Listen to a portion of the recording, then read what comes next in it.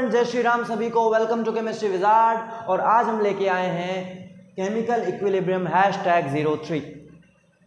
मात्र 10 मिनट का कुछ लेक्चर होगा ये, और आज उसके अंदर हम लोग देखने वाले हैं एग्जैक्टली इक्विलिब्रियम कांस्टेंट क्या होता है, कहाँ से आया है, दो टाइप के होते हैं, उन दोनों में आपस में क्या रिश्ता क्या कहलाता है, उसके बारे में बात करेंगे।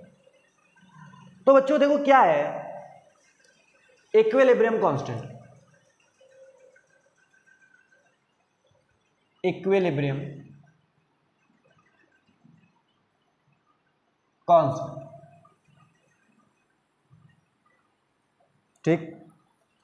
देखो जब क्या है कि पिछला लेक्चर अगर किसी ने देखा हो, अच्छा होगा, देखा हो आपने, नहीं देखा होगा तो दिक्कत होगी थोड़ी सी। ये फॉरवर्ड रिएक्शन है, ये बैकवर्ड रिएक्शन है, C प्लस D। ये कोई रिएक्शन देके रखी है मैंने। इसके लिए क्या होगा बच्चों कि R फॉरवर्ड जो होगा वो होगा हमारा K फॉरवर्ड A की पावर A, B की पावर B। R बैकवर्ड जो होगा वो होगा हमारा KB C की पावर C, D की पावर D, ठीक है।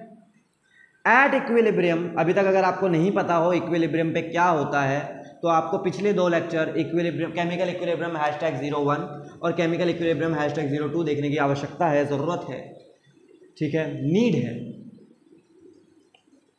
तो आपको पता हो अगर तो RF बराबर RB होता है, RF बराबर RB होता है जब क्या हो इक्विलिब्रियम कंडीशन, यानी कुल मिला के KF equals to KF A की पावर A, B की power B is equals to KB C raise to the power C and D raise to the power, दोनों को बराबर कर दो।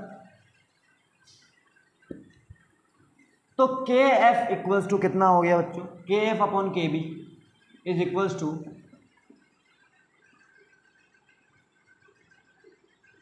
ये हो गए, चाहिए तो चेक कर लीजिए। और इसी रेशियो को ratio of KF and KB is KC equilibrium constant. K लिखूंगा सिर्फ यहां, तो K इक्वल्स टू हो जाएगा प्रोडक्ट अपॉन रिएक्टेंट। सिर्फ इतना ध्यान रखिए, K इक्वल्स टू हमेशा यही रहेगा प्रोडक्ट अपॉन रिएक्टेंट। आंखें बंद करके भी कोई पूछ ले कि रिएक्शन क्वेश्चन क्या है, तो एक प्रोडक्ट अपॉन रिएक्टेंट, लेकिन इक्विलिब्रियम कांस्टेंट क्या है, product upon reactant at equilibrium. ये जो कंसंट्रेशन है बच्चों, ये जो कंसंट्रेशन है एट इक्विलिब्रियम है। ये क्या है, ये एट इक्विलिब्रियम है। जब RF बराबर RB हो जाए, रेट ऑफ फॉरवर्ड रिएक्शन बराबर रेट ऑफ बैकवर्ड रिएक्शन हो जाए, तब की बात चल रही है। ये हर किसी कंसंट्रेशन की बात नहीं कर रही है। आप आकर कंसंट्रेशन डाल रहे हो 1 मोलर 2 मोलर, नहीं, ना ना ना, बात किसकी चल रही है, सिर्फ किसकी चल रही है बच्चों, बात सिर्फ चल रही है इक्विलिब्रियम कंसंट्रेशन की, ठीक है कि नहीं है। अब ये जो इक्विलिब्रियम कांस्टेंट है ना बच्चा, ये 2 प्रकार का होता है, 2 टाइप का होता है, उसके बारे में बात करेंगे। पहले ये नोट कर लीजिए फटाफट, लिख लिया है। चलो अब बच्चों क्या है कि इक्विलिब्रियम कांस्टेंट 2 प्रकार का होता है, 2 टाइप का होता है। There are 2 types of equilibrium constant, और we just like depict them, है ना, in 2 ways. The one is this and the other one is this. Sir देखिए, देखेगा नहीं तो दिखेगा कहाँ से। One is KC and other one is KP, ठीक है। थोड़ा इधर लिखता हूं, उनके बीच में रिलेशन भी यही करा देंगे। KC क्या होता है, for solutions and gases. Gases की भी कंसंट्रेशन हो सकती है, बट ये ओनली गैसेस के लिए होता है, ठीक। और बताओ, यूनिट इसकी मोल पर litre N/V, moles upon volume. इसके साथ दिक्कत ये है कि PV इक्वल्स टू NRT होता है, और यहाँ हम लेते हैं प्रेशर। क्या लेते हैं? प्रेशर लेते हैं, पार्शियल प्रेशर। तो P इज इक्वल्स टू हो जाएगा N/VRT, यानी P is equals to N/VRT। तो इसकी यूनिट जो है ATM वगैरह हो सकती है, बट मोल पर लीटर यहाँ पर रहेगा और RT से मल्टीप्लाई हो जाएगा। तो ये इसके यहाँ पर हम लोगों को ये रखना पड़ता है, यहाँ पर नहीं वहाँ पर रखना पड़ता है। तो वैसे ही अब ध्यान से देखो ज़रा, फॉर अ रिएक्शन जहाँ AA BB हो, CC DD हो, जो अभी तक चल रही है हमारी रिएक्शन, अगर यहाँ मान लीजिए इसको गैस लिख दिया, इसको गैस लिख दिया, इसको प्योर लिक्विड लिख दिया, इसको गैस लिख दिया। प्योर लिक्विड का एक्टिव मास 1 होता है, लिक्विड का कोई प्रेशर नहीं होगा, तो Kc इक्वल्स टू क्या होगा? कंसंट्रेशन ऑफ A की पावर A, B की power B, sorry product upon reactant होता है, तो कंसंट्रेशन ऑफ D की पावर D अपॉन A की पावर A, B की पावर B। Kp क्या होगा? प्रेशर ऑफ D की power D upon pressure of A की power A into pressure of B की पावर। अब आपको भी पता है, हमें भी पता है कि PV इक्वल्स टू NRT होता है, यानी P equals to molarity N/V, RT होगा। तो यानी क्या मैं Kp इक्वल्स टू, इसको इक्वेशन 1 देते हैं, इसको इक्वेशन 2 दे देते हैं, क्या मैं Kp equals to concentration of D की पावर D और RT की पावर D नहीं लिख सकता क्या? सर ये कैसे किया? अरे यार प्रेशर ऑफ D का फॉर्मूला ही तो लिखा है मैंने, खाली जाते ही नीचे। क्या मैं इसको कंसंट्रेशन ऑफ A की पावर A RT की पावर A नहीं लिख सकता क्या बच्चों? RT नहीं, RT है ना। जब देखो, जब अपने बारे में सोचते रहते हो तुम लोग, ये गंदे बच्चे, ठीक है। B की पावर B और RT की पावर, अरे यार फिर RT नहीं, RT नहीं बच्चों, अरे यार तुम लोग, है ना, ये B, ठीक है कि नहीं है? अब आप भी बताइए, ये और ये मिलाकर तो Kc बन रहा है from equation 1। Kp equals to Kc और RT की पावर ये प्रोडक्ट में है, RT की पावर ये रिएक्टेंट में है, यानी RT की पावर हो गई आपकी प्रोडक्ट माइनस रिएक्टेंट, यानी डेल्टा, सॉरी RT के पूरे की पावर हो गई आपकी delta Ng, where delta Ng is change in gaseous moles. That's it. आ रही है कि नहीं आ रही है बात समझ?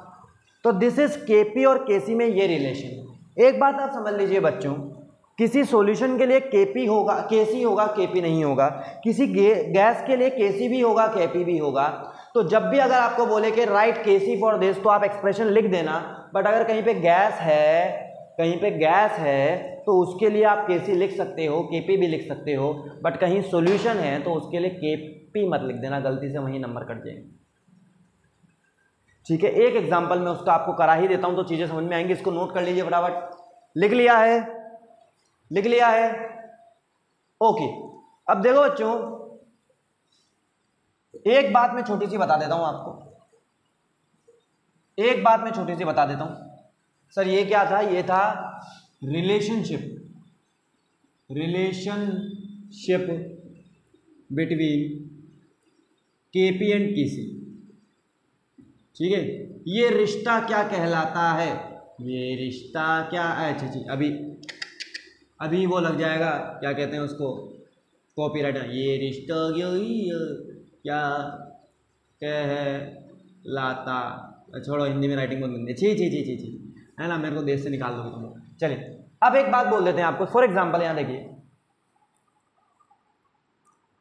कोई इक्वेशन है हमारी, calcium oxide plus carbon dioxide gives calcium hydroxide. Sir ये कैसे हुआ, ये नहीं हो सकता, सॉरी सॉरी सर।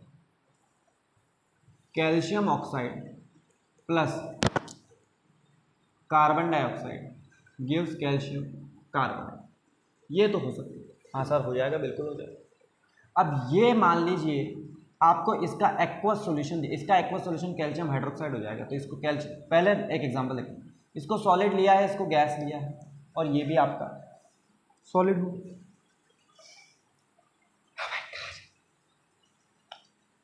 अब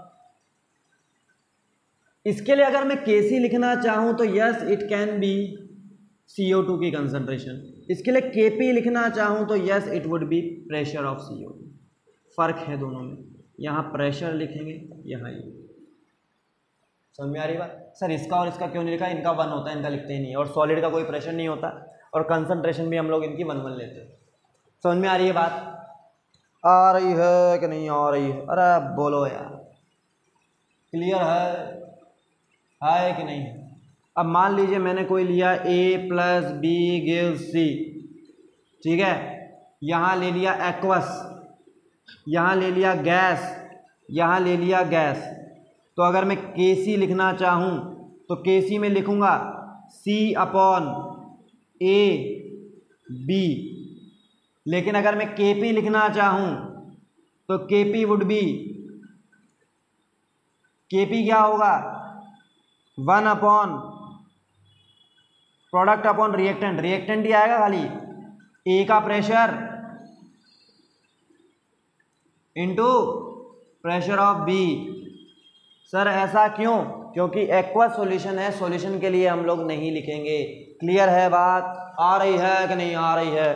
फटाफट नोट कर लें इसको, और अगली क्लास में हम लोग बात करेंगे कैरेक्टरिस्टिक्स ऑफ इक्विलिब्रियम कांस्टेंट और how to calculate equilibrium constant, and somehow that's a very important topic. तो अगली क्लास के लिए स्टे ट्यून। जब तक के लिए जय हिंद, जय Bharat. Thank you so much.